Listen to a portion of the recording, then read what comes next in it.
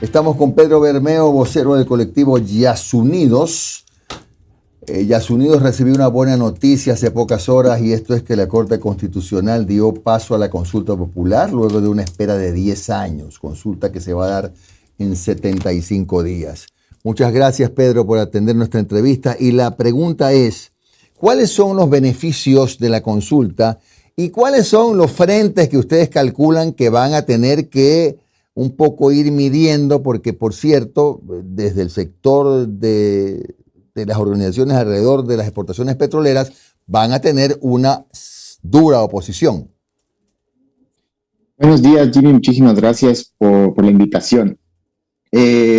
Bueno, primero decirte que estamos muy contentos que finalmente, luego de 10 años de esta iniciativa, recordemos que comenzamos en el 2013, cuando se canceló la iniciativa Yasuní ITT, que también recordemos es el lugar más biodiverso del planeta y territorio de los pueblos en aislamiento, y se buscaba conservar, y sin embargo se canceló esta iniciativa, y es por eso que el colectivo Yasunidos inauguró este derecho que está en la Constitución de democracia directa al iniciar la primera consulta popular desde la ciudadanía. Para esto tuvimos que recoger casi 1 millón de firmas, ¿no es cierto? 757.623 firmas durante 6 meses. Fue un trabajo titánico que lo hicimos y que lo presentamos, y que, como se evidencia ahora, se vulneraron los derechos de participación del colectivo en varias ocasiones, y por eso es que no se pudo dar la consulta en el 2013. Eso, digamos, como para recordar el contexto en el que estamos llevando a cabo esta consulta. Finalmente, luego de varios juicios, llega el caso ante la Corte Constitucional, y la Corte Constitucional hace 2 días da paso a esta consulta popular. Entonces, es importante decir esto porque el proceso comenzó en el 2013, ¿no? Y creo que aquí, digamos, puede haber esta confusión, ¿no? Se cree que la consulta popular podría ya no estar vigente. Esto para nosotros es falso. Para nosotros es evidente que la consulta sigue vigente, porque gran parte del Yasuní todavía no está explotado, todavía hay cómo protegerlo, y también porque, como decía antes, viven pueblos en aislados que están en constante riesgo con las petroleras. Las petroleras solamente en el bloque 43, durante estos años de explotación, han habido 16 derrames. Imagínense, solo en el bloque 43. Todos los bloques del Yasuní, porque el Yasuní tiene muchos bloques petroleros, están explotados y están con los ríos contaminados. Claro, Pedro, perdona la interrupción, Pedro, para irnos ordenando. ¿Cuántos bloques hay en este momento explotando el Yasuní? Y del 100%, ¿cuál es el área donde ya se está explotando petróleo? Bueno, está el bloque 16, está el bloque 17, está el bloque 55, está el bloque 14, está el bloque 31, está el bloque 43. Al menos 7 bloques estarían explotándose, digamos, interfiriendo en la región del Yasuní. Esto representa más del 50% del Parque Nacional de Yasuní como tal. Qué barbaridad. Y digamos, esto es importante. El Parque Nacional fue ya en los años 70 ya fue cortado una parte, justamente con el argumento, por ejemplo, el caso del bloque 16, este bloque, digamos, interfiere con el Parque Nacional Yasuní, y hace 38 años exactamente se otorgó parte del Parque Nacional al territorio titulado a nombre del pueblo Huaurani. Esto es importante, es bueno. Ahora, lo que sucedió es que hubo una cláusula específica que se puso que el pueblo Huaurani no puede negarse a dar su territorio en explotación, ¿no? Entonces, eso ha sido el común denominador en esta zona. Es decir, siempre se ha buscado a través de triquiñuelas y mecanismos tramposos explotar este lugar, y eso ha sido una y otra vez una constante en esta zona. Y por eso es que ahora buscamos dejar este espacio, un pequeño espacio de la Amazonía, que no es todo el Yasuní, como ya dije antes, es una parte del Yasuní que todavía hay cómo conservar, que todavía hay cómo proteger. Porque Pedro, perdona la interrupción, es buena la aclaración, porque mira, es decir, que el área que ya está explotada no tiene nada que ver con la consulta, o sea, eso ya no cabe en la consulta, sino para salvar lo que queda, así es. Más o menos, es decir, el bloque 43 es lo que está en debate, no Ya, todos ok. los bloques petroleros. Ya, Entonces no es que Estados Unidos está planteando dejar sin la renta petrolera al Ecuador, ni nada por el ya, estilo. Estamos hablando específicamente de un bloque ya. que tiene todas estas connotaciones de biodiversidad, de territorio de pueblos aislados y además porque tiene un contexto, digamos, muy importante, que es ya la lucha por la democracia, ¿no? Este proyecto de consulta popular es una forma más de enseñarnos, ¿no es cierto? Y de debatir sobre un tema que está sucediendo, y es justamente que el petróleo se está acabando independientemente de si se pare o no el bloque Claro. 43. ¿Y cuál, dime, Los mismos Pedro, perdona la interrupción, pero es justamente para sacar más información que está muy, muy útil, ¿no? Muy productiva. Claro. De lo que se conocía ayer, anteayer, en los medios que han manejado el tema, en el Yasuní se producen 55.000 barriles de petróleo al día y el año pasado más o menos se recaudaron 1.250 millones de dólares. La pregunta es, ese bloque del que hablas, ¿en ese bloque se extraen los 55.000 barriles o eso es en todos los bloques que están siendo explotados? Eso es en el bloque 43 específicamente. Ahora, la cuestión es que nos habían dicho cuando comenzó la explotación que íbamos a tener alrededor de 150.000 barriles. Hace pocas semanas el mismo ministro de Energía, Santos Alvite, salió a decir que este petróleo es una brea, que es un petróleo muy pesado, muy complicado de sacar y que ha sido una desilusión la explotación del Yasuní. Esto quiere decir que gran parte de las reservas que están en el ITT, que es Ixpingo, que es el corazón del Yasuní. Recordemos que el ITT se conoce como Ixpingo, Tambococha y Tiputini. Pues Tiputini y Tambococha son las zonas que ya están más explotadas y Ixpingo es la que está en mejores condiciones y que todavía no se entra y además está pegada a la zona intangible donde se conoce que es parte del territorio de los pueblos aislados. Por lo tanto, detener ese bloque, más allá de lo obvio para proteger los pueblos aislados, para proteger la biodiversidad, también hay que pensar incluso en términos económicos. Las grandes inversiones para extraer ese petróleo lo hacen totalmente poco rentable. Eso no lo digo yo, lo dicen varios economistas, varios expertos, como por ejemplo Vilma Salgado, ex ministra de Finanzas, el doctor Carlos Larrea, que también ha hecho un estudio que nos demuestra que primero las cifras que establece Petroecuador no son realistas, es decir, el dinero que se está extrayendo, que presentó al menos ante la Corte, no es realista, y que incluso si tomamos ese valor como realista, ¿no? Que lo que dice Petroecuador es que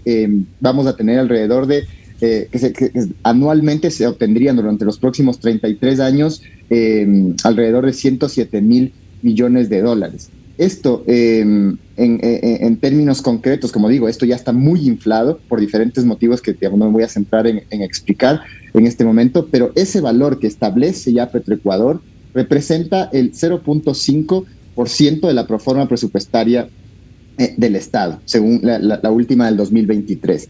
Ese valor podría ser fácilmente reemplazado, como por ejemplo quitando las exoneraciones tributarias que se dan anualmente, principalmente a los grupos más ricos del país. Es decir, imagínese usted que solamente en el año 2021 se dieron 1.500 millones más de exoneraciones tributarias que lo que obtendríamos en los 33 años de explotación del ITT, solo en el 2021. Es decir, que anualmente obtenemos 43 veces más dinero solamente cobrando las exoneraciones tributarias a los grupos económicos más ricos del país sin tener que explotar el ITT. Entonces la cuestión no es cuánto dinero nos da el ITT, porque es muy poco, es un petróleo de muy mala calidad, pone en riesgo la biodiversidad, destruye la biodiversidad, pone en riesgo a los pueblos aislados y además no produce dinero para los ecuatorianos. Eso ya lo demuestra la historia. Pedro, buen día. Vamos más de 50 años explotando petróleo y las zonas más pobres del Ecuador son justamente la Amazonía, doblan el índice de pobreza que el resto de provincias. Pedro, buen día. Omar Jaén te saluda. ¿Cómo has estado? Gracias por tu tiempo, Pedro. Pedro, buen día, Omar. podríamos, a grandes rasgos, yo sé que esta no sería, pero ¿podrías bosquejar cómo sería la pregunta que iría en la papeleta? ¿Cómo podría Claro, la ser? pregunta ya está definida y es, ¿está Ya. usted de acuerdo en mantener el crudo del ITP, conocido como Bloque 43, indefinidamente en el subsuelo? La ciudadanía tendría que votar sí o no. Entonces, ¿tú confías en que ganaría el sí? Yo tengo plena esperanza en que ganaría el sí. Creo que es un momento importantísimo para que las y los ecuatorianos tengamos la oportunidad de decidir, ¿no? Esto es la gran crítica, ¿no es cierto?, durante estos Ujú. años, que no se nos ha permitido decidir. Lo que nosotros estamos buscando es que seamos los y las ecuatorianas quienes decidamos si estamos a favor o en contra de la explotación, que no nos quiten ese derecho de decidir. Lo conseguimos a través de un trabajo muy duro de recolección de firmas y luego un litigio durante 10 años para que se nos Ujú. permita esa decisión. Pedro, De eso es lo que estamos y, hablando. y hipotético caso, gana el no. ¿Qué opina? ¿O cómo reaccionaría Estados Unidos? ¿O cómo lo tomaría?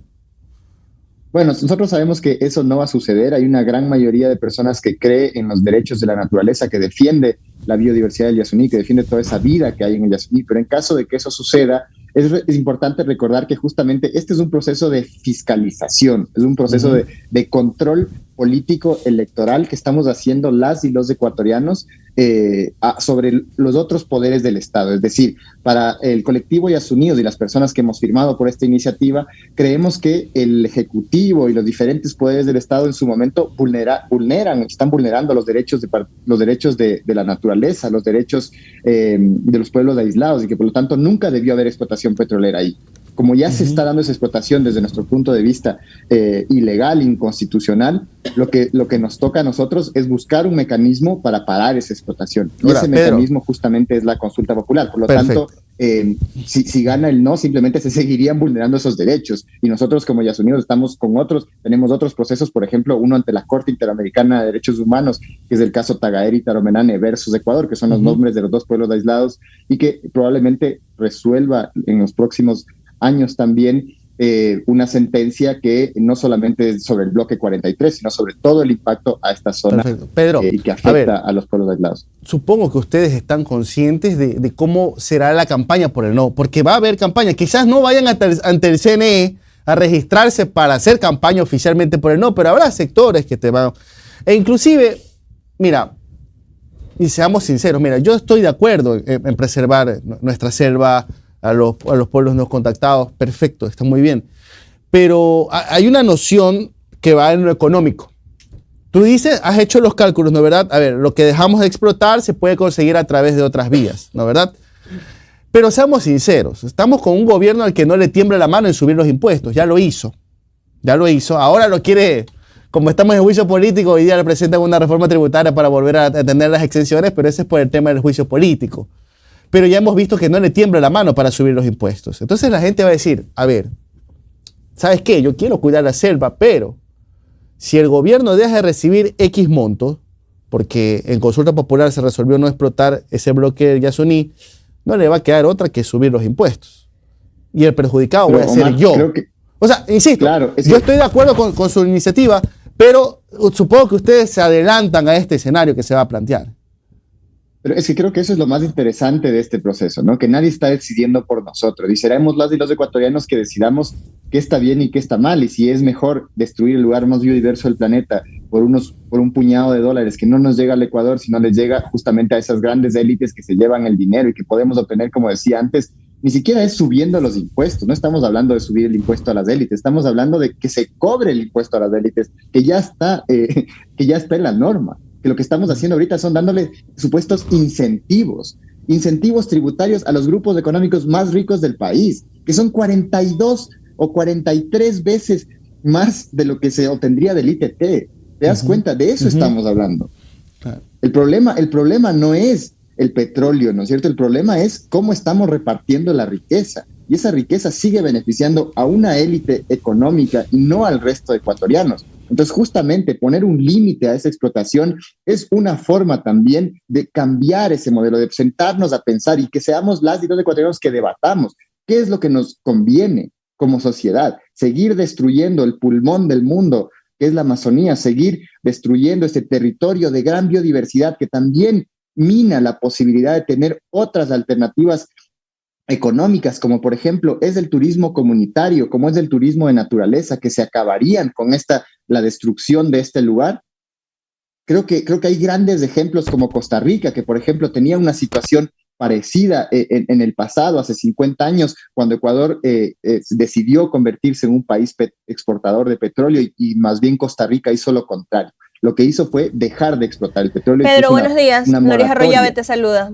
¿Cómo estás? Pedro, hacia allá va mi pregunta. Ustedes planteaban que el vínculo entre el petróleo y el desarrollo durante todos estos años, y el desarrollo sobre todo de esas comunidades, ha sido débil.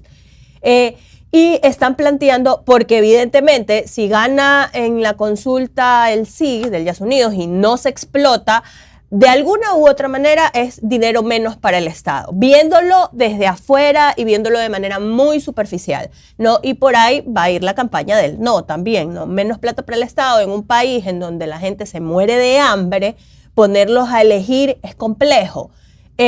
Y pregunto, ustedes hablan de las opciones del turismo y turismo de la naturaleza como un ingreso que sí es bien planteado, que sí es bien estructurado, puede incluso generar millones de dólares sin dañar lo que tenemos preservado. Pero eso va a tomar tiempo, eso es todo un proceso. ¿Cómo creen ustedes desde Yasunidos el aporte que se puede dar para que este dinero que no va a empezar a entrar al país sea cubierto de otra forma, pero con la inmediatez que el país lo requiere? Sí, bueno, por eso yo comenzaba hablando de las exoneraciones tributarias, que no hay que hacer ningún cambio en la normativa, simplemente hay que dejar de dar dinero a los más ricos, hay que cobrar lo que dice la ley.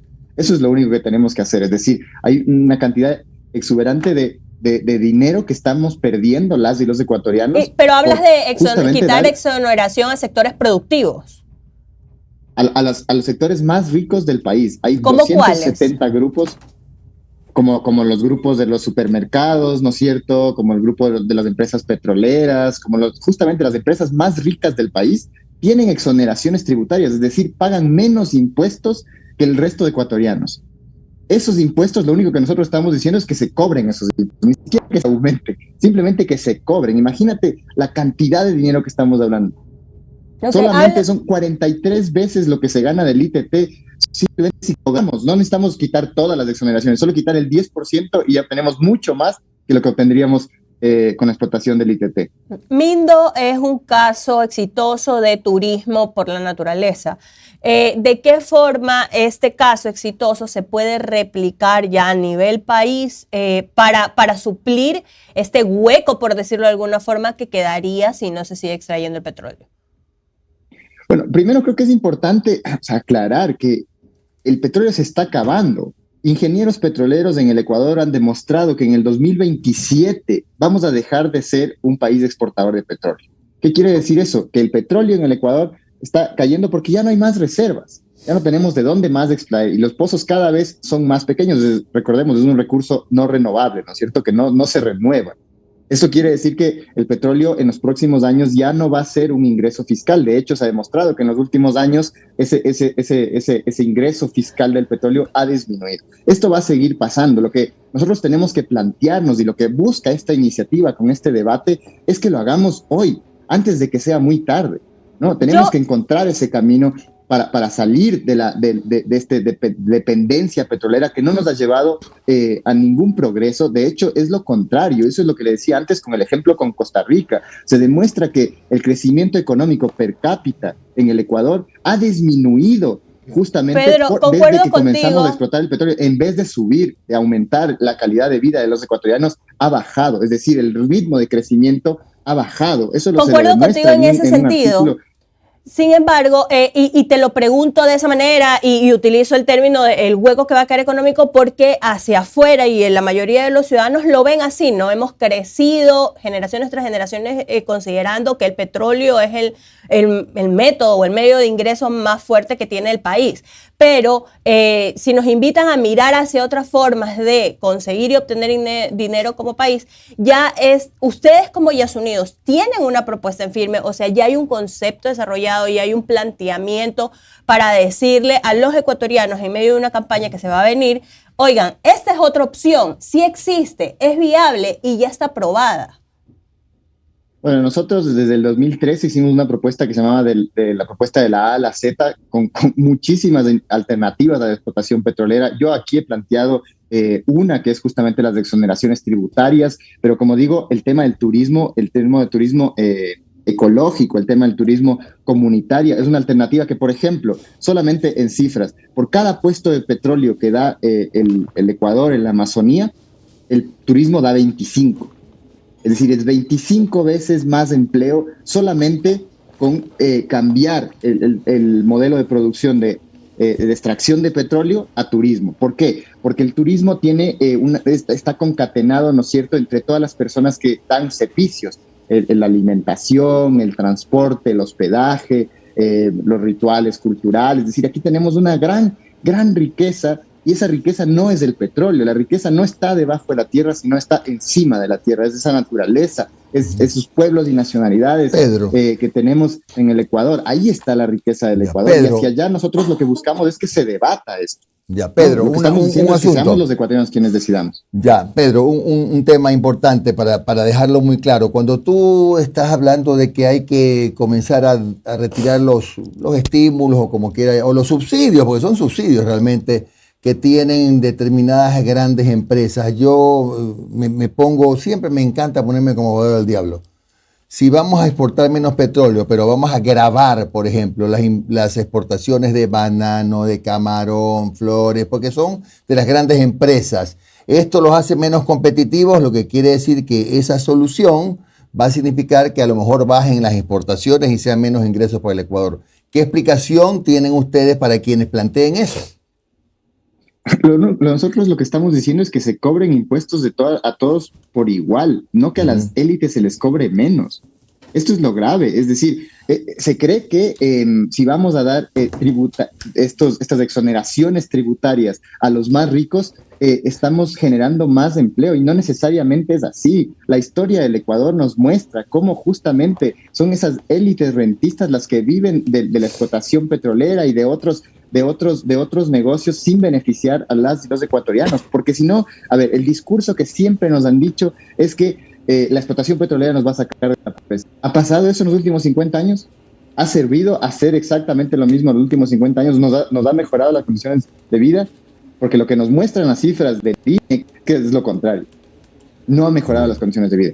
Lo que nosotros necesitamos es tener un gran debate nacional sobre hacia dónde debe desarrollarse la economía. Si vamos a seguir haciendo exactamente lo mismo que el mundo entero está buscando formas de cambiarlo, o buscamos una alternativa que sea ecológica, que sea buena para la naturaleza y para las personas. Es hacia allá donde vamos. No se habla mucho sobre el tema de los subsidios a los combustibles fósiles y su necesidad de quitarlos o no, pero poco se habla de estos subsidios, como tú lo dices, Jimmy, a las grandes élites. Esas grandes élites no significa que si se les quita el subsidio pierden. Significa que pierden un poco de su ganancia, de sus exuberantes ganancias. Estamos hablando que son los 270 grupos económicos más ricos del país, que ganan mayor utilidad en todo el país. Es a ellos donde justamente hay que buscar maneras de que paguen más impuestos, o de que, si no, solamente que se les cobre más impuestos. Esa es una de las propuestas que nosotros estamos haciendo. Gracias. Otras es sobre el tema de la deuda, de los impuestos que hay también.